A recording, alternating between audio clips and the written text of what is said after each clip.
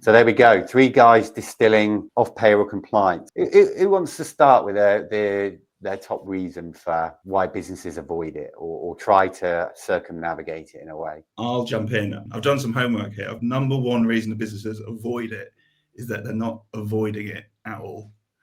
Right. So I've got this theory. What's happened here is that lots of the workforce has like shifted underneath them, and it's created all this change, and it's more of a failure to react than a big avoidance. Traditionally, when people had engaged contingent, they might have brought them in for a little piece of ad hoc work or like some piecemeal stuff over here or very sort of specific role-based stuff.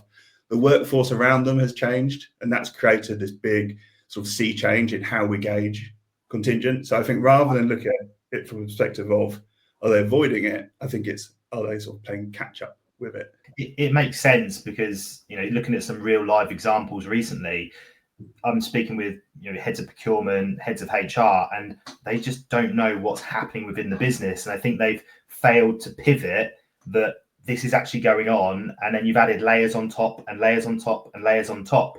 And It's now not an avoidant, but it's just where do you start with all of that? And without wanting to undercut my point, you're right. That's where the avoidance piece does come in. I think it's like all this legacy stuff builds up.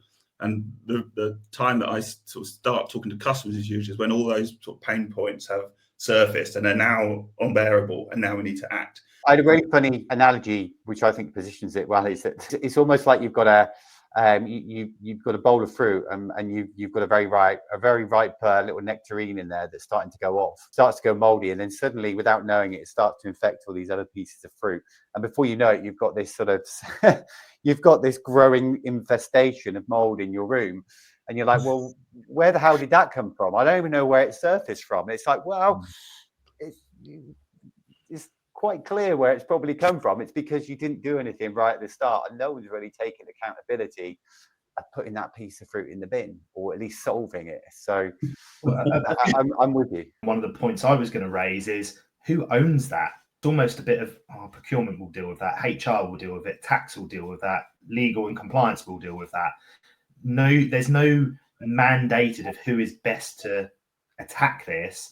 And also, I don't think you have anybody at the table to be able to really drive this as a key message of this is a problem in business in general, let alone within our organization. We need to fix this for A, B, and C reasons. Yeah, it's another symptom of that creeping change, isn't it? Because we've got business structures that have been the same since 60s, 70s, 80s, who knows? The way we're working is changing really quickly. So you can see why it would fall between the cracks. I think that is definitely one of the massive symptoms I see time and time again.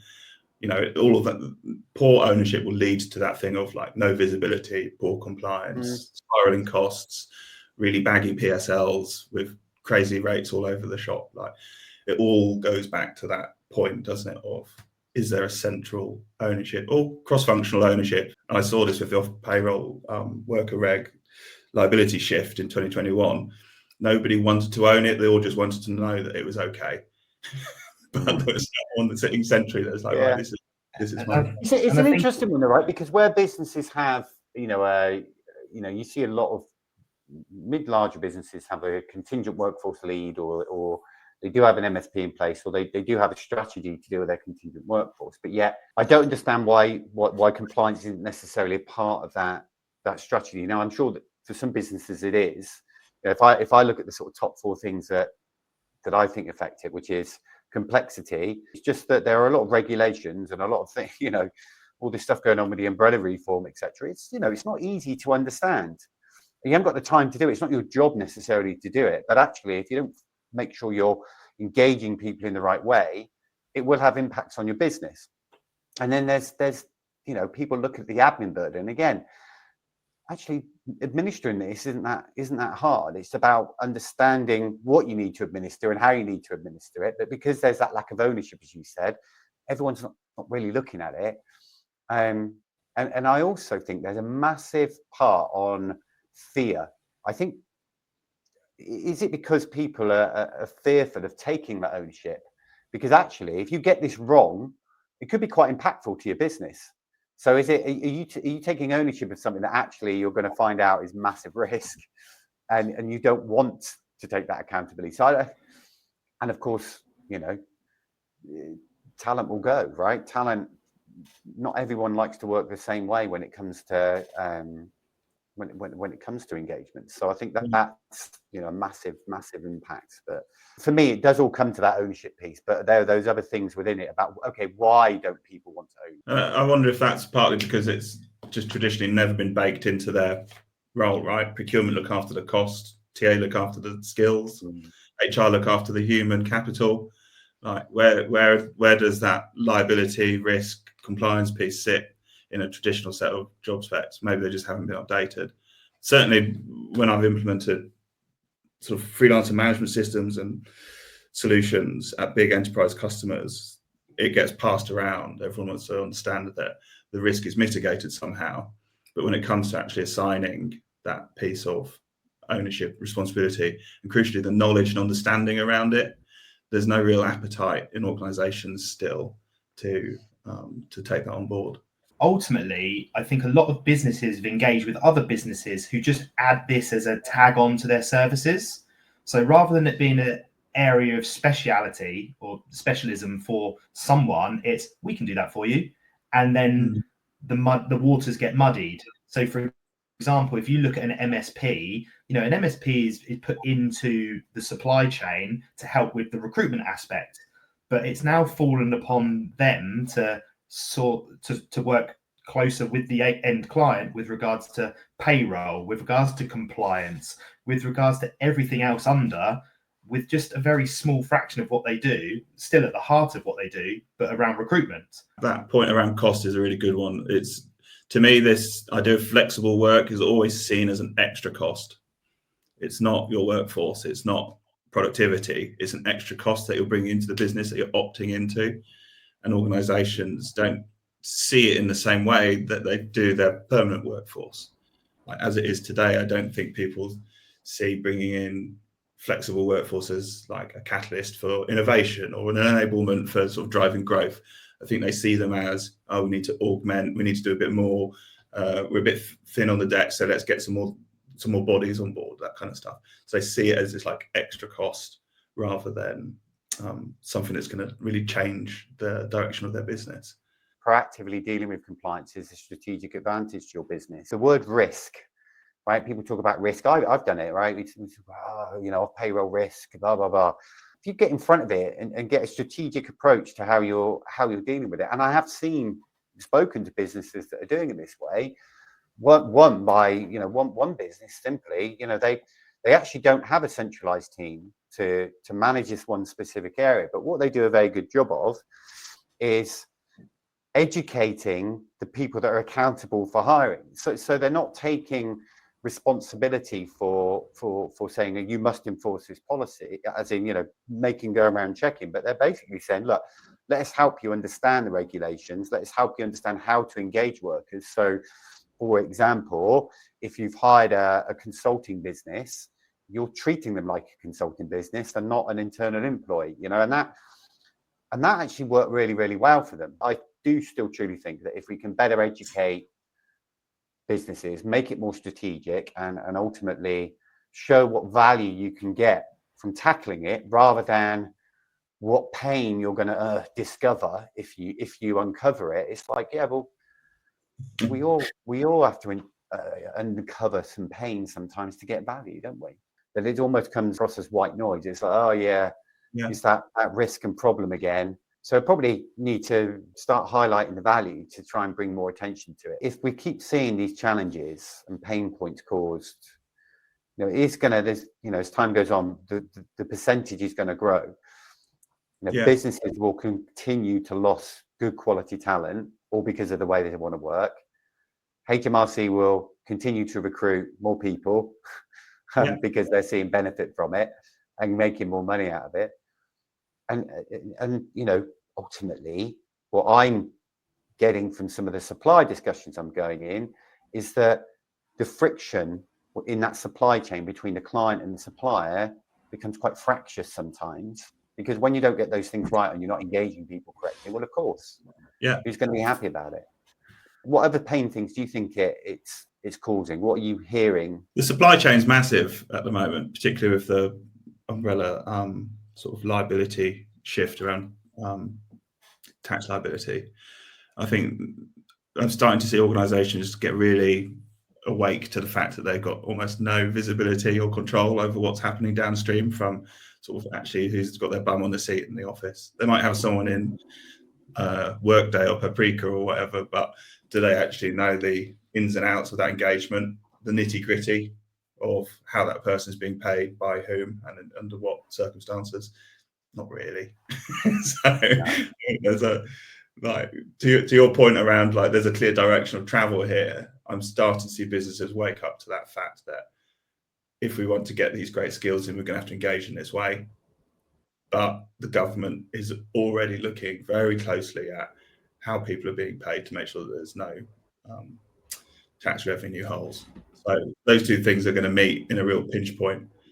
To Daniel's point earlier, like, the people that are completely challenge orientated and always trying to react will feel like they're just sort of playing whack-a-mole with HMRC, I think, because every time they close one thing around, let's say, IR35, umbrella will pop up, and then the next thing, and then the next thing. So yeah, stepping back and having that sort of output orientated objective is going to be really crucial to businesses that want to sort of get through this relatively unscathed.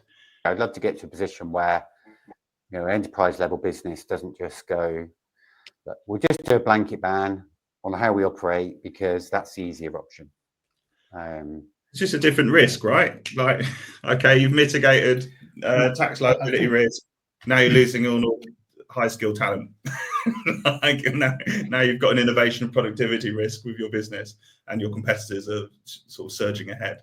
So you can't eliminate this stuff. Risk exists. We don't live in a vacuum. We've seen many a business that have just imposed a blanket ban. However, I have another live example of they've actually found out that they've got contractor estate within their organisation that are operating through a PSC, and it was not known to the business. They've got 100% ban, and again, it comes back to how businesses are setting themselves up, not only from a compliance standpoint, but what are their processes, what are their policies, how do they communicate that through the business? You know, there will always be little caveats and workarounds. And, you know, if somebody wants to find a bit of talent and they know that there's a hole within their own internal system, they'll find a way to navigate through that. And what that now means, in an example that I'm working, they've identified a couple of contractors that are outside IR35 that definitely aren't outside IR35, but now they have to retrospectively go back and try and address that. And, you know, to say that there's actually a potential investigation pending now. People will do what they need to for talent, or talent will convince the hiring manager they need this person on a project. So this is the way I want to engage with you. I said to this client, you need to drive the narrative here. You are the ones on the hook for this. And the same with the recruitment agency, if they're supporting clients. You need to know what the responsibilities are on you, because they fall on you now rather than falling on the contractor. The way that HMRC investigations work and operate is you won't hear about this until a couple of years down the line. And I think rather than avoidance, I think I would replace that word with ignorance would be the word. It's they know there's something wrong, but they just try and find a way around it. I don't want to oversimplify it, but for me, if businesses just took a step back and took a little bit more time to understand, one, how as a business do we want to engage in external resources? So forget about the supply chain model, but as in us getting our work done, how should we best tackle that? Do we need to have our own internal teams managing external resource to get projects delivered? Are we in a strong enough business position to handle stuff like that? Or actually, no, we can't really, you know, go a fully outsourced basis. We have to manage people from a PAYE perspective, because that's the way our business operates. Sometimes the need for speed and the need for filling a talent gap just overweighs the strategy. And actually, well, can we just stop and think about what the business actually physically needs here? And then you know, then work with your managers to understand, well, why don't, you know, let's understand to see if they understand how they're engaging people. And let's actually just have a little look under the hood and say, well, you know, How are you managing? Oh, do you realize you've got someone who's under this engagement? Oh, do you understand the risks of it? And I know it's trying to simplify it, and it technically is a biggish job, but to actually analyze and provide a strategy, you don't need to stop all operations, and you don't need to recruit a centralized governance person to do it. You just need someone to take accountability of driving something for a period of time and then distilling how should this work. And I I suppose in essence that's what the three of us are trying to do when we're speaking to businesses, really, is to get them to stop and think about what they're doing and bring some value. The piece around you don't have to stop, I think, is really important, and it's a misconception that just because you're trying to change them in root and branch, you don't actually need to sort of dig the whole thing up and cancel everyone that's in a booking and remove all the talent from site. Like, that's not what this is at all. But it is getting yourself to a point where you've understood where your liabilities sit and your risks sit, and where your opportunities sit, and then acting on those. I've sat in so many sort of industry events and meeting rooms where people from big enterprises like construction or healthcare, that kind of organisation will sit there and say, we just really need to get our arms around I-35, it's killing us. And I'm thinking, that's like a really great symptom of where the bigger problem lies with your organisation, probably. And it is important to fix that. But if you're just trying to solve that very specific problem, you're not addressing the whole picture. I do fail to see many businesses that just understand what their strategy is around contingent labour and contractors, self-employed, freelancers, whatever you want to call them. And I get that everybody's pressured in today's environment. You know, we're all as stretched as we can be. We're probably wearing multiple hats within our role, but it has probably got to that point where businesses need to look at it and say, look, this is a pivotal part of how we interact, you know, because when we need to scale up, we need to scale up quickly and we need mass resources. Where do we get that talent from? How do we engage it? How do we do it compliantly? I think the compliance aspect always comes last thought, because it's not, you can't tangibly measure it as in what is the cost of it, but it will come out in the wash, depending if it's 6 months where you've not compliantly engaged workers, or if it's 6 years of not compliantly engaging workers. Until there's a monetary value put on it and you understand what that risk is, I think also the education that businesses and probably people like ourselves are able to give to people out in the market, there needs to be more of that. Because a hiring manager's agenda is very different to your head of compliance. It's very different to the head of HR. It's very different to legal, tax, whoever you want to involve in that.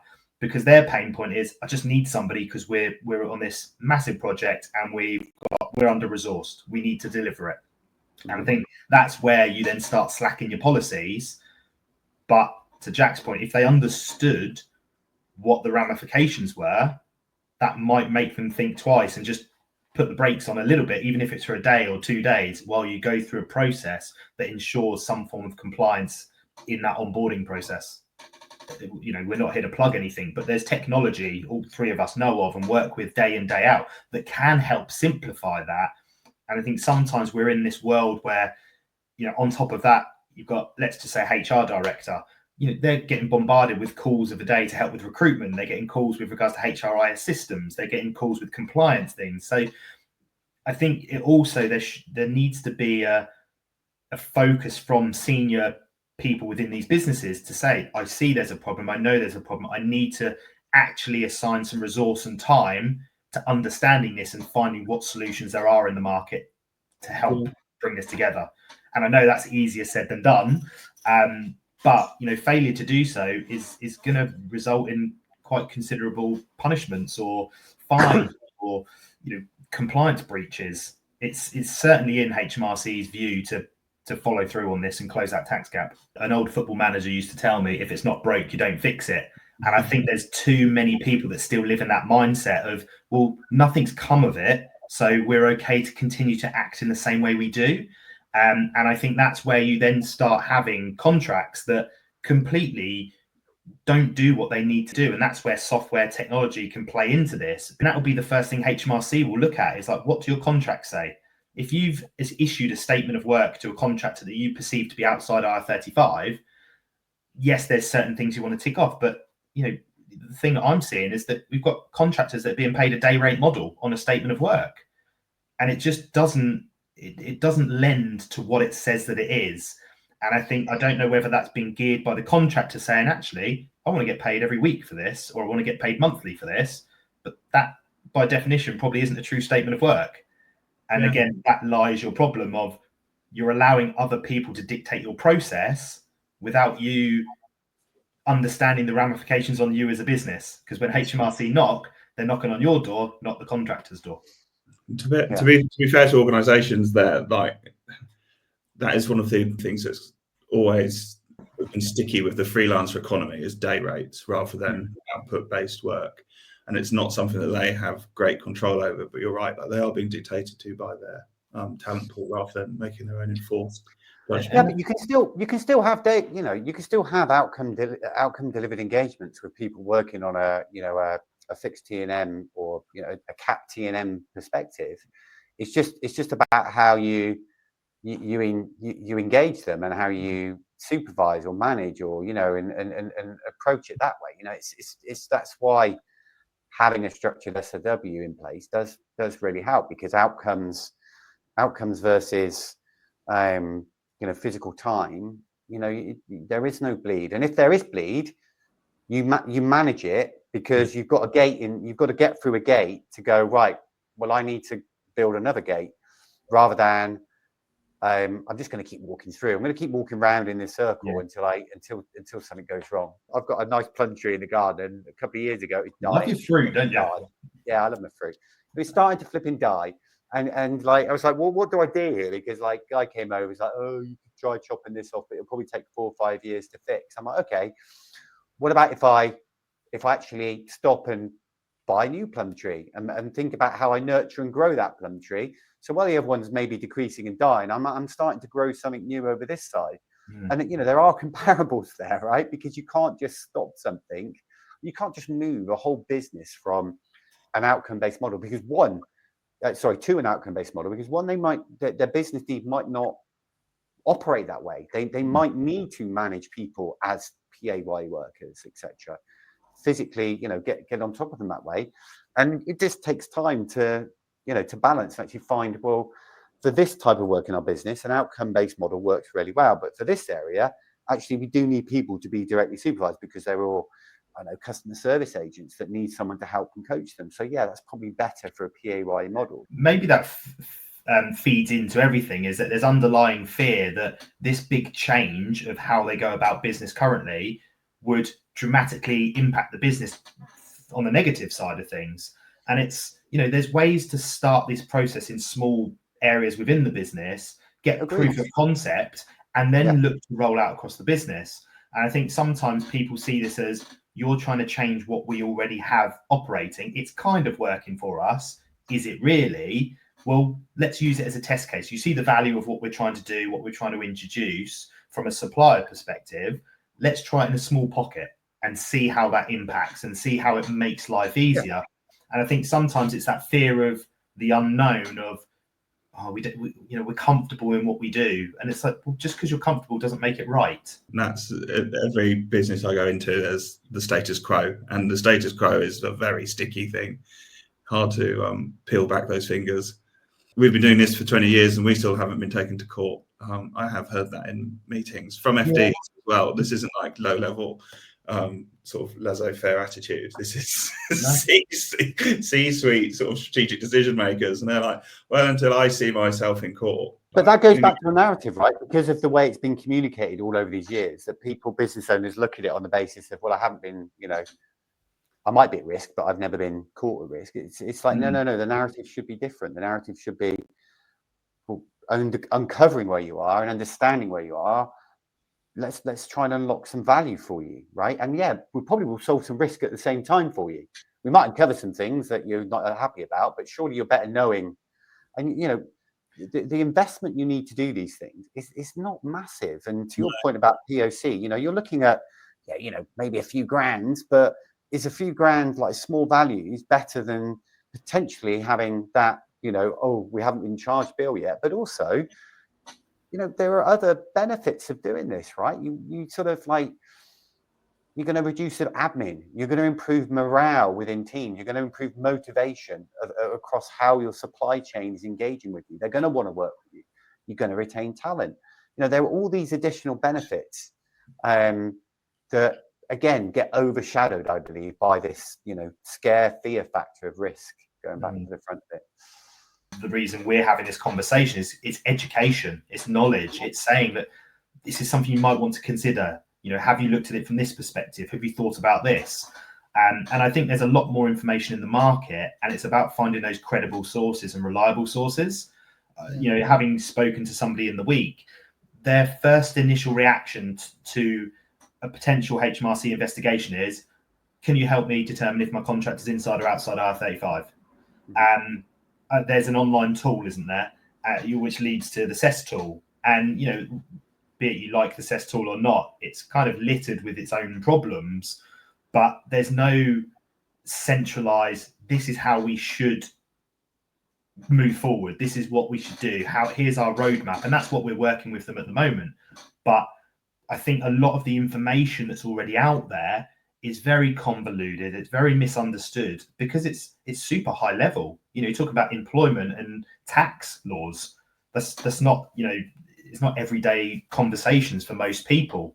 And I recall a session that I think Jack was at as well earlier in the year. And it was interesting to hear how clients had attacked IR35. And there's other senior professionals from within the industry that sat with their head in their hands because of their approach that they had taken, whether it was their own knowledge, their own research that they had gone and completed, or whether they had been misinformed by another entity. But there was almost two presenters from public sector bodies that were saying completely opposite things, but they were dressing it up as a success story. And I think it's trying to get consistent information out of how to navigate this and what your best route is to do that if you're serious about starting to understand the challenges and actually really impact change in your business. A real success story for me is when you can ask a client a question and say, okay, so do you understand, you know, how you're engaging people and what risk you're at? And if someone turns around and says, yeah, we're at loads of risk, but we know it and we're trying to deal with it. That's a success story for me because, you know, and honestly, I don't think I've really spoken to many people that have been able to say that. So I'd love, you know, us three will continue to talk about these things, but others to sort of help people just get more awareness, get a good understanding of where they currently are and what they're doing and how to tackle it. And if they decide they want to tackle it and got the resources, great. If they haven't, you know, look at other ways of doing it. But any final thoughts? It's about upskilling yourself with knowledge and individuals that get it and understand it. Now, they might not have the full solution for you, but, you know, you can go out there and find a lot of resources online.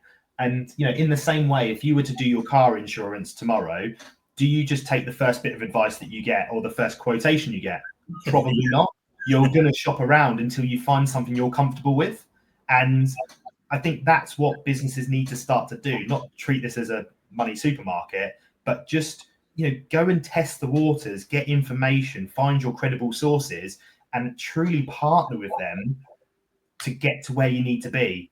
And this type of solution, it's not a just put something in and it will fix everything. It's that consultative. It's going to grow over time. It's going to change.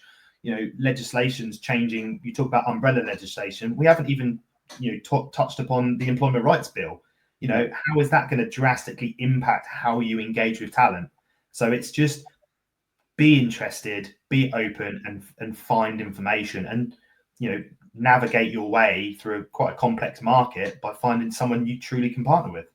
Yeah, I'd echo that. I think those are really good points. To me, this is like looking after your health. You have symptoms popping up all over the place. Like, it's probably time to engage with it and understand what's going wrong. The people that are reluctant to do so, or they're avoiding those things, like, this stuff won't just magically get better on its own. And I do think it's all about instilling the virtues and values of how brilliant a flexible workforce can be for you. Once you're over the challenges, like, you're unlocking one of the fastest growing talent pools of high skill talent in the world, and it's only going one way. So if that's not an incentive to tap into it, I don't know what is. There's not one person that can help you with all of this stuff, right? There's not at all. I'm more from a technology and engagement basis and that side. you guys have got your specialisms that you've worked with over the years with freelancers and off payroll and you know, obviously down on the umbrella side. And, you know, it's almost like what we need to do is really get a shopping list of people out there. So when we can help companies distill actually where their challenges and what they need to do, that they know where to go and get access to those people. Maybe we as an industry need to do a better job of educating that somehow to give people the ability to look at it, because it is, you know, it is difficult, especially if you've not got somebody in your business that owns this type of area. How on earth do you even then look at who the specialists are? I mean, you go to your provider, right? You go to your provider, and your provider goes, "Oh yeah, don't worry, I can help you. I can sort that out." With the basis of the fact that they're a provider, versus actually going, you know what, I want some impartial advice on what I'm doing. And yeah, we all are part of businesses and running businesses, but I think the reason why we talk a lot and get on a lot is because we just want a business to bring value, and we don't want them putting, you know, something in the wrong hole, you know, a round peg in the square hole, whatever it would be. We don't want them doing that. And I don't want, you know, I don't want to be involved if that happens, because I want to make sure people are doing it correctly. And if it means I don't grow business, then I'm not bothered. You know, at least they're doing things right. Just final point for myself is exactly to that point, Alex. I mean, we're three individuals that have met in person a couple of times. We have regular catch-ups, and we're just genuinely passionate about people understanding what is out there. You know, there might not be anything in a conversation with myself about, you know, outside IR35 or somebody's freelance estate, how they engage with it. But do you know what? I could probably point you in the direction of somebody at no cost, but at least it's someone that I know, I understand, they're associated with the industry, and they could probably add a bit of value. Like, otherwise, you're just kind of going out to the market blind or asking ChatGPT, who should I chat to? The reality is, you know, find a couple of good referral points that can help you navigate in the same way you might do with a recruitment partner. You know, oh, I can't help you. Can you recommend anybody that can help me with a senior project manager? Because, you know, you don't look after that. You just do, you know, logistics, for example. And I think people need to tap into those networks as well, of just build who you work with and just build true partnerships. Mm-hmm. So guys, I'm gonna have to run. I need to jump off, but I love chatting. Yeah, and I really enjoyed that. Thanks, guys. Great to chew the fat.